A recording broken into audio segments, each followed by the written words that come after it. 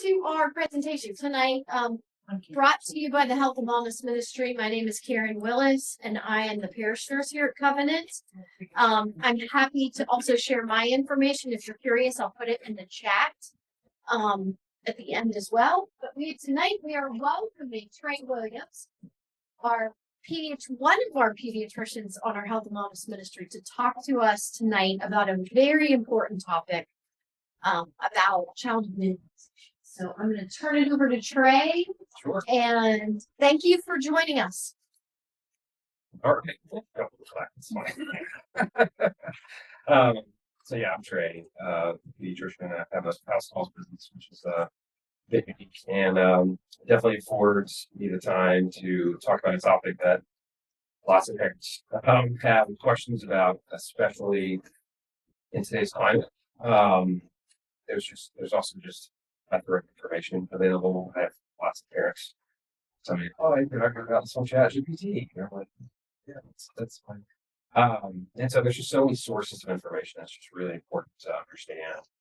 I think step back, understand kind of where we were when it came to vaccines, where we are now, and to talk about some of the changes that are really been made that Fox has in the news about the vaccine schedule changes, and talk about it in a really free way. So, slide please. And you have two other people that joined us. Thank you for joining. Appreciate it. One of the first things I want to say, for those who are watching online, is that it's a judgment-free zone. Okay, I like always say that.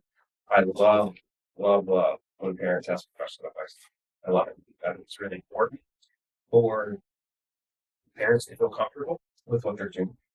We all want what's best for our kids, and it's natural, especially with what's going on today, to be nervous about vaccines and nervous about I want what's best for my kid. I feel like we're getting conflicting information from so many different sources, and so I think it's great when parents want to ask questions or just want to understand. For example, in my practice, my nurse Emily, fantastic, does not travel with me to checkups. Right, so we actually don't administer vaccines and checkups, which makes it strange, but it helps. I think give parents more space to ask questions without feeling like pressure. My family's pressure. The other thing I want to say is I definitely believe in vaccines. Vaccines are very effective. My kids have received all their vaccines, but we respect parent choice. We respect parents. As adults, as human beings, which we respect, again, no judgment. So, any questions are safe questions. But one of the big things the big changes that's on the slide there is a move to what's called shared decision making, which I think has been part of pediatrics for a long time. As pediatricians really want to work with our families in today's environment when volume is pushed very heavily to sometimes feel like we're a shared decision. So we're going to talk about some recent updates really in the last year, like last 6 months or so. We'll start with both perspective, talk about some common myths I hear, at least the top 3 things that I talk about, about the families or vaccines or aggressive vaccines. And again, you're going to get just straight factual information and a very safe space to ask questions. Next slide.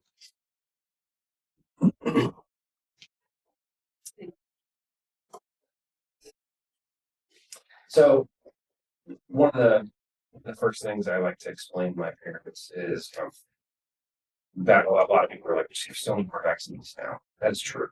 I like to kind of public explain to people what we did back when we were kids, when you were in the midst of your practice, and then also like how we moved to now, which is a lot of people are very concerned about the density of the schedule. And I think it's a very valid concern. Some visits we do give, if you're following a standard schedule, that's right, especially between 12 and 15 months, 4 or 5 shifts each visit. That's a lot. I recognize that, but one of the biggest things I like to explain is kind of the data paradox, I call it, between what I'll dub the simple era of vaccines and then what is now what I call more the precision area. So one of the big things I'd like to explain is, you can see on the slide, back in the 80s, there were really 7 diseases that we made the house. There were other vaccines that existed. The main schedule had 7. So we can see them on the screen. They used the DTP vaccines. They did not have acellular pertussis back then, but just diphtheria, tetanus, pertussis. They had the oral polio, inactive polio, and then the MMR. So count those components as 7 components. Components each vaccine, right? And so one of the big things about those early vaccines, though, was the total number of antigens that were in these vaccines. So antigens are really what's testing your immune system, right? We're bombarded with antigens every day. I'm going to talk a little bit later about the amount of vaccines is overwhelming for kids, overwhelming for their immune system. And when we think about overwhelming the immune system, it really boils down to how many antigens kids do. And so you can see, for example, there's a lot more, but the DTP vaccine was very unrefined and very and that's text, but the DTP vaccine back in the 80s, the early vaccine had over 3,000 antigens. So it's very much like a shotgun protecting kids against DTP specifically. And so that's a lot of antigens, right? In total, the early schedule, right?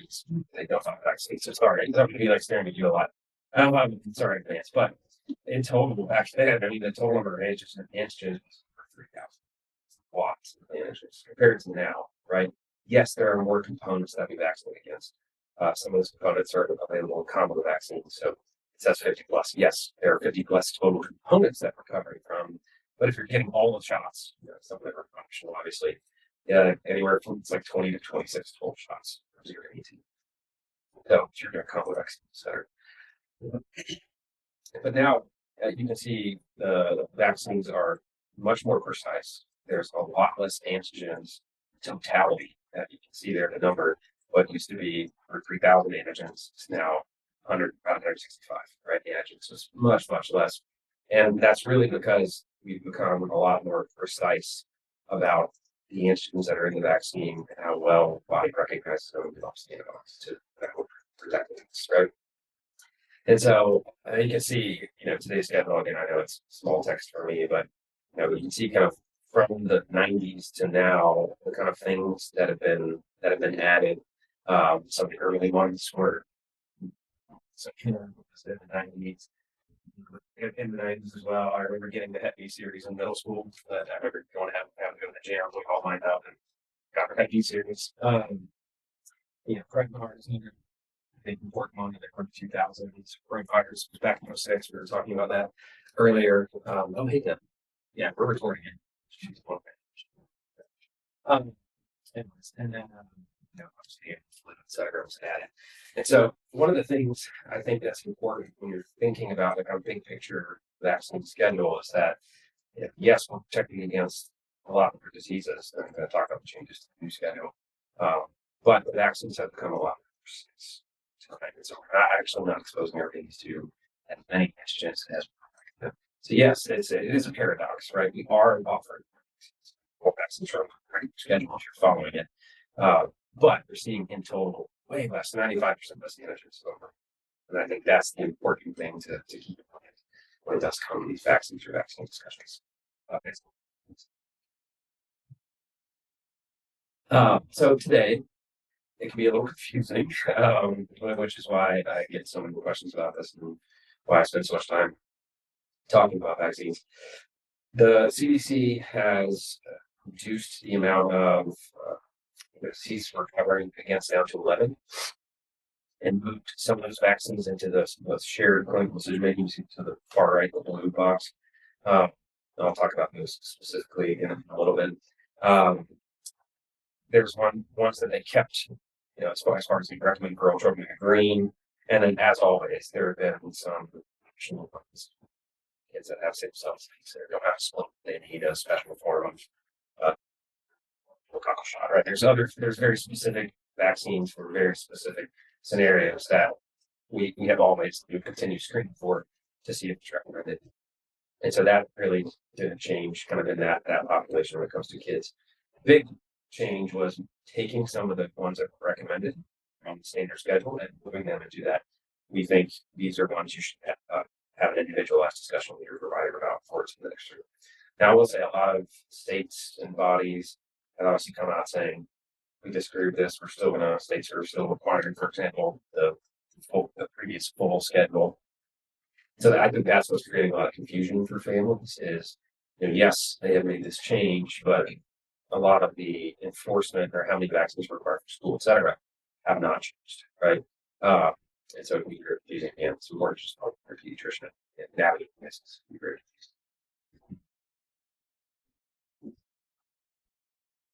So what changed literally last month? This is very, very new stuff.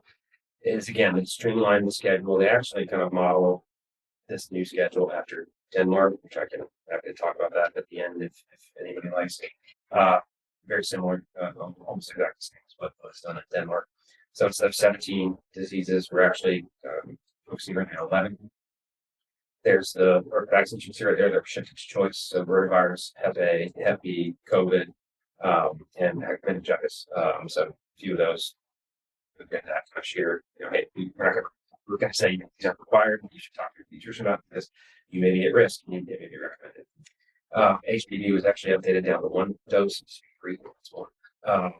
And so that's made a lot of changes in the last 15 years or so. And then one of the more important things, a lot of people are worried, those that want to get all the vaccines were worried, well, maybe this is not going to be covered by insurance if we're saying it's not going to be covered.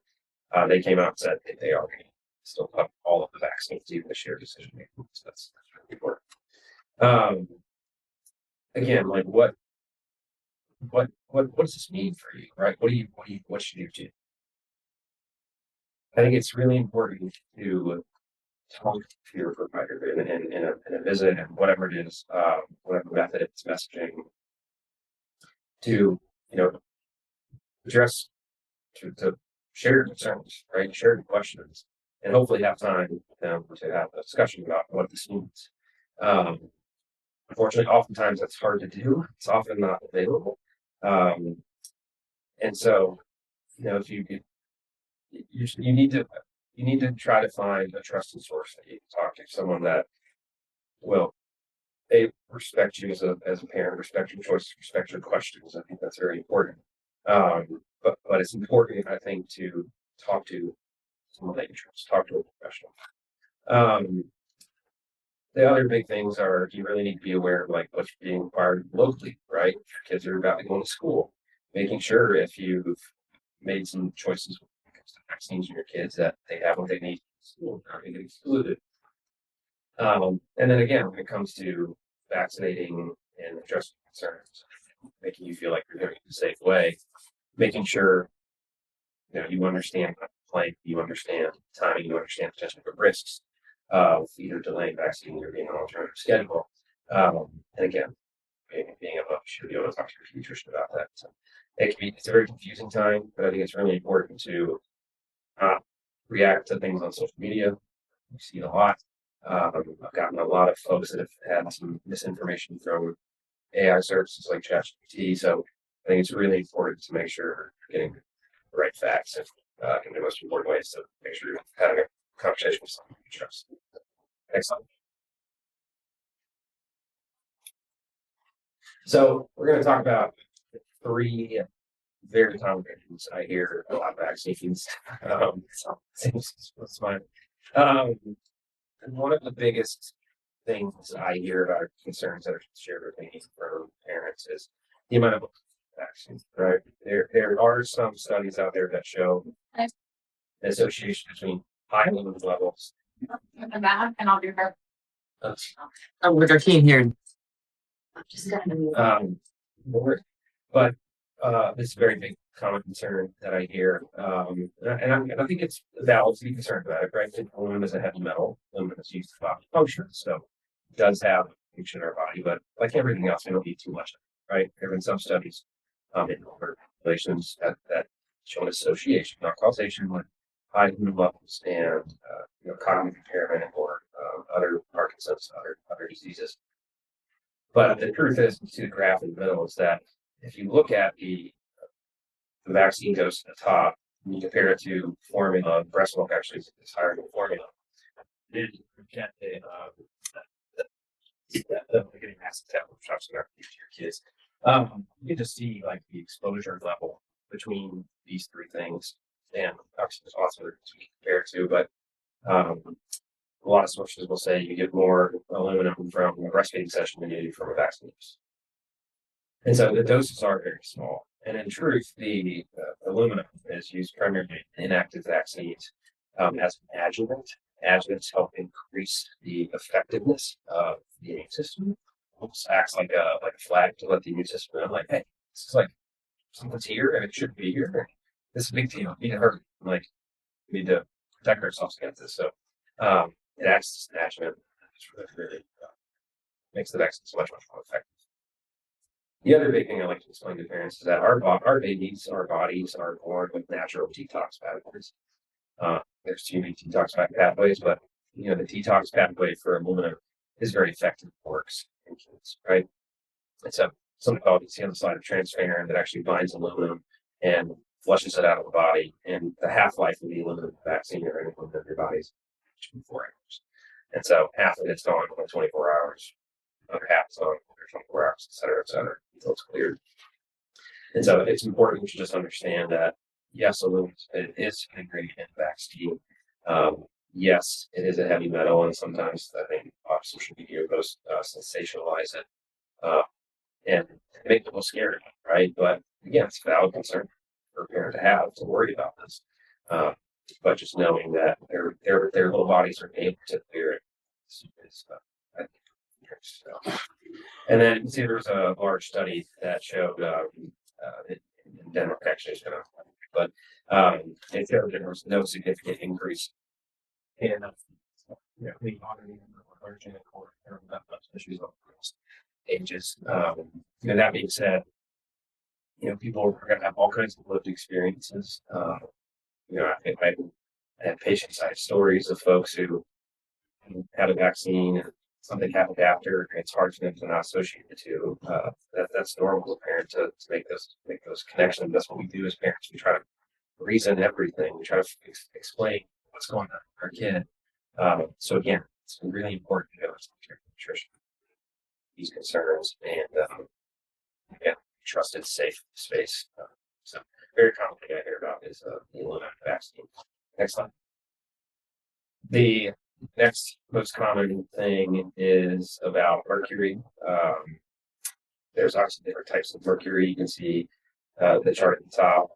Of course, not all mercury is the same. There's very scary forms of mercury that can't remember any scientists got a little bit under glove, but we went through. She passed away from mercury toxicity. That's a very, very different type of mercury than the mercury I'm talking about vaccines. Actually, aerosol. It's a different type of mercury, methyl mercury. Methyl mercury is one kind of fish. That's the one that doctors say not to eat. Two very different types, but what a lot of people don't know is that aerosol, as a preservative, is actually removed from vaccines in 2001. So in the vaccines that are given in the first year of life, as of today, none of them have aerosol. They're all usually individual doses or filled syringes, which reduce the need for preservative like aerosol. It still exists in some multi-dose vial flu shots. Multi-dose vial meaning I can draw one dose, give it to a patient, draw another dose, give it to another patient. So you can draw 30 doses, like 3 doses or something. 10, okay. So draw like 10 doses from one vial. That obviously you're going in and out, it needs so not many offices use multi-dose vials. We use, most practices are going to use the preservative-free form, aerosol-free form of flu, for example. Despite that, there's a large amount of data that shows that it's safe, but like I said, it's been more good for vaccines. That's really the live virus vaccines don't tend to have a lot more activity just on their own, so they don't need necessarily like the adjuvants like aluminum and other things. But aerosol is not in the vaccines that are given to kids. Next.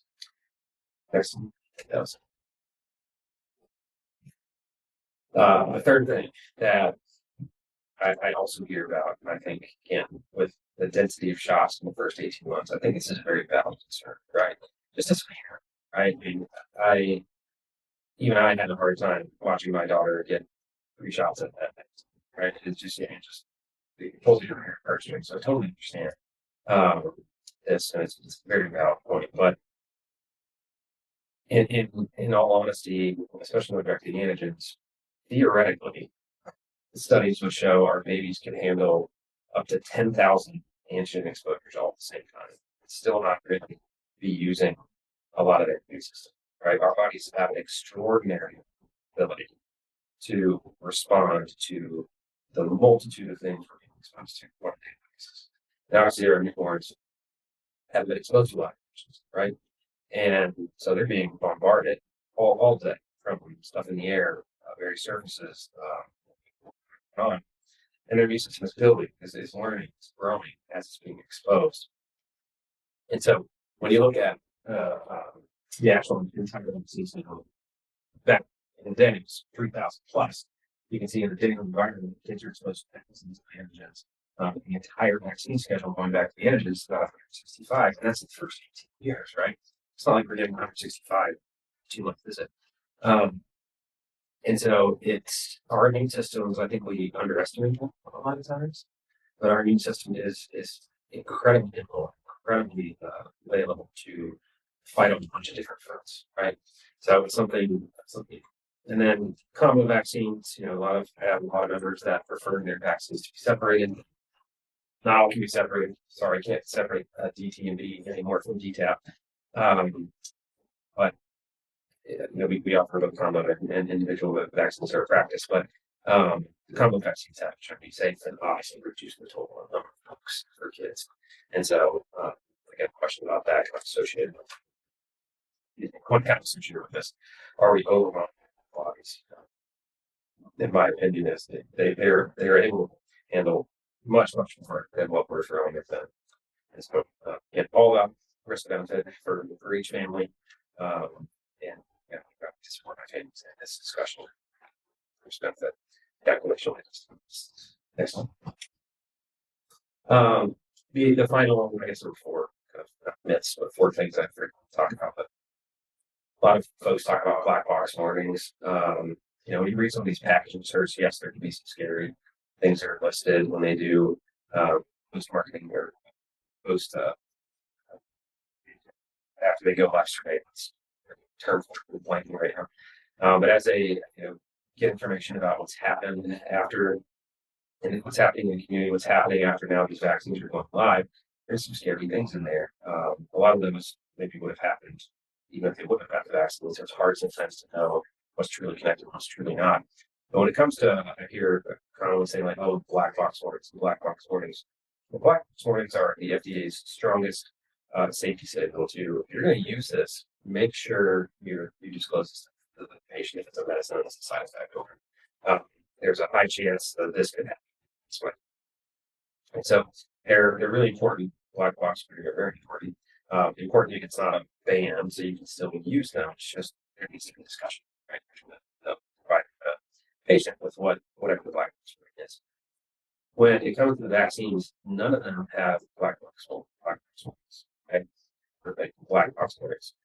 There are a lot of, again, serious side effects that you can read about in these in the package inserts. Again, going back to are they associated with the vaccine? What did happen anyways? It's hard. It's impossible now.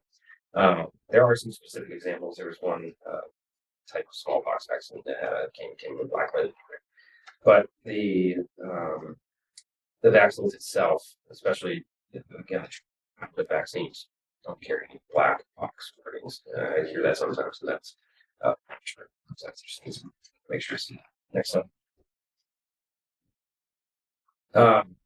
So real quickly, like I said, I think it's like I've said over and over again, like I say every day to my members and more. I think it's really important for parents to ask questions.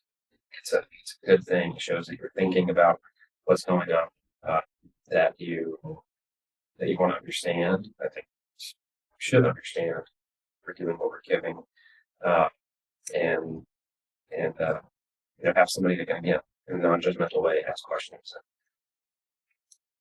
and somebody that can be there for them, right, to help them walk through what is now even more confusing with all the recent changes. And so, we always, in everything we do at our practice, we do shared decision making. It doesn't matter if it's vaccine, medication, etc. The shared decision making is really important for families, for kids. And so I think it's really important for us to be assessing our children, really reviewing the information with our families, answering those questions, making sure there's discussion. I think that is important. Coming up with some kind of plan, whatever that looks like, and then executing that plan when our parents feel. I think that's very shared decision making has gotten almost this bad rap when it really should be a part of medicine anyways, and do. And so that really is our approach. I think it's an important approach, especially nowadays when there's just so much more confusion when it does come to what do I do for my kid? One person telling me this schedule, I have the CDC saying now these aren't required. Like, what do I do? That's tough. Excellent. So I put, we have our website here, the AAP website. There's the actual some vaccine education from Children's Hospital of Philadelphia, and then the CDC guidelines as far as the schedules, some of the changes. But I'd love to open it up for any Q&A from those who are online or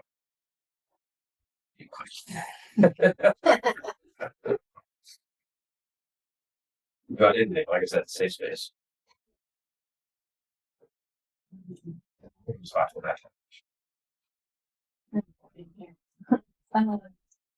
guess when you're saying like go to detail, like is there an ideal age that you would say that babies are better in this sort of whatever? They're pretty good at detoxing from the get-go, right? Sometimes I'll get asked about, like at a year, I'm jumping forward for a little one. At a year, all pediatricians' offices screening for anemia, chemo, and also lead, right? So lead is a good example. We can be exposed to lead in like houses, live there, construction, heavy metals or dirt's being kicked up. Houses get exposed. Our babies are even they can detox lead, for example, if they're continuing to be exposed to their detox pathways, and it's going to continue to rise, which obviously can cause lots of screening for it. But kids really are only able to detox. They have to, right? They're being, like I said, not by antigens, but they're getting exposed to oxidative stress, right? They're being exposed to. I like to, when I talk about newborns, I like to have parents think about the fact that they were in a liquid spa for 3-4 months, quite aware, right? They weren't having to eat. They were just swallowing antibiotics. They weren't having to breathe. They were comfy in your uterus, getting a nice hug. They heard your heartbeat all the time, built-in sound machine. And when they come out, we're throwing diapers on them, putting clothes on them. When they have detergent on them, they're hugging people, have perfumes and other things. They're, we're asking them to sleep in a cold hard bed. They're having to breathe in a lot of different stuff, right? They're having to eat, so they're eating, foods or formulas, or breast milk, etc. If they're direct breastfeeding, they're getting bacteria on the skin in their mouth. So they're immediately just bombarded, right, with all kinds of things, not just antigens. And so their innate ability to detox is there to start. Yes, anybody's detox has to be problems. And that can lead to problems, but I would say for a very early age, they would detox well. And the newborn screening does a lead screening when you're first born. Not anymore. No, it's pretty Done enough to bring it down, or yeah, we don't see it very often anymore. Maybe screen for now protein diseases. Count correctly. Yes, 13. Various things. Congenital hyperplasia, rare conditions. Talking about the divorce, they do after birth. So yeah, it's 13 different diseases, but it's not. That is not. There is heavy metal testing available, right? There's a lot of studies that show that for hair, for example, there's also blood tests too. We obviously don't jump to blood tests in kids, but you know, there's a lot of information out there on heavy exposure to kids and what all the causes, effects, etc. Again, heavy metals do serve our body, right? But like anything, we don't need too much. So that's a good question. Yeah. Yeah. Only because I know that. You're gonna try something, and we're all gonna get in trouble. Hey, Mom Jim. Tell them to speak. I told them they could unmute. Yeah. That's their question. It's not like it's talking to poor kids. They, Um, well, no, I was gonna ask, it might be a good idea to just address the whole measles situation and explain that our children and like things of that nature. Yeah. Like I'm asking someone who might not know the answer to that question. Yeah. So measles is here in Vancouver. I think pretty much everybody knows that. So a lot of remembers that. Not everywhere, of course, but measles is incredibly contagious. Well, more contagious than the flu. The other problem with measles, aside from kids just really feeling like crap for 10 days, very extended illness, is actually complications in kids under 5 and the elderly. And so it was a very successful program. Again, people remember that the vaccine schedule was a public health issue, right? And so the measles vaccine was very effective at reducing the overall rate of measles and therefore the complications of measles. Complications being sometimes minor dehydration, IV fluids, they're fine, pneumonia, something more serious, as well as swelling of tissue in the brain, encephalitis, kind of a big deal. So the rates in those kids under 5 and older kids of complications, sometimes hospitalization is about 20%, which is for an illness. Much lower for things like the common you get sick from anything, but much lower rates. So these here, if you're following the typical schedule, you get your first dose at 12 months, and then you get your booster dose at 4 years of age. You can get MMR as young as 6 months. Sometimes if you're traveling internationally, again, your pediatrician should be able to help you with this, with what maybe it's in another country. They can help you figure out what vaccines you may need. But sometimes families that are traveling internationally and will receive a dose of MMR early, it just doesn't count towards the 12 or doses. So you still need those 2 doses to get extra. 1 dose of vaccine is 93% effective, 2 doses 97%, so it's very effective. It's a live virus vaccine. Most of the live virus vaccines, inactive vaccines, you can have side effects for a few days. Live virus vaccines, you can have side effects for a week. You can have a little bit more protracted symptoms. Some kids have no side effects, right? Again, every kid's different. But I have a lot of folks who are just asking questions about the measles vaccine. Some folks good enough folks who previously had not had it, for various reasons that have now decided to get it. We're fit to give that, but the tough part, and actually some of the other interesting facts about the measles vaccine is you can actually give it if you know you've been exposed, which is the first big if. You can actually get measles vaccine in 72 hours, and there's a chance you may not have measles, right? So it can be used as post-exposure prophylaxis. The problem is that you probably won't know you had measles because it looks just like a cold at first. Sometimes the kind of weird symptoms where your kid's eyes are red, that's a common symptom. It's usually on day 4 that rashes. So if you get the rash is kind of classic for measles. It's day 4, you pass that 72 hours. Right, so that's the tough part. And then if your kid is cold, a lot of people, if their kids aren't having fever, are still out and about, so you'd be exposing it for people's measles. Right? Not nefarious, you have no idea if your kid has measles.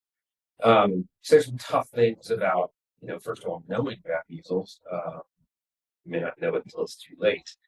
But the vaccine is effective and it can be used as post-exposure prophylaxis if you get exposed to some of these.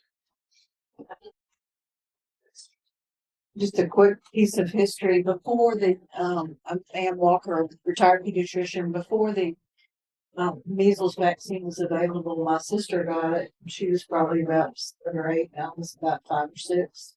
It's the early 60s. And my dad was a pediatrician and he's a pretty brave, tough guy, marathoner, you name it. But I've never seen him afraid except that week while he and my mom just crept around because we thought it would kill her. She had 105 fever for a week and, classic symptoms, and ended up being really, really nearsighted, but that runs in our family. So I don't know that that really took out much of her vision. But then because had been exposed, I had a lighter case of that. So we seesawed. I had terrible mumps, but she had almost terrible measles. And I think we've just forgotten that virus can kill you. And I think the idea that our immune system is so capable of making a good response, and we have science that says it's effective. I find it so frustrating to think that those little fears of maybe having an uncomfortable 4 to 5 days versus, being exposed to measles, which in Texas, of course, is taking lives. It's a big place. Yeah, the other thing I like to explain to families is a little bit about the immune system. It's important. You have your innate immune system, and then you have your adaptive immune system, right? Your innate immune system is able to kind of fight. It's like the first line of defense. It's kind of fight anything. It's usually very effective against viruses, like interferons, for example. If a virus is infected, it sends a signal to your body cells like, "Hey, don't let anything in. Protect yourself." And the virus grows. It's trash, right? And so that's like innate. There's a lot of other stuff in the immune system, but it's kind of the first line of defense. Then you have your adaptive, your specialized, whatever you want to call it, immune system. What these what these vaccines can. We lost him too. Oh, did I call? No, it must be the internet.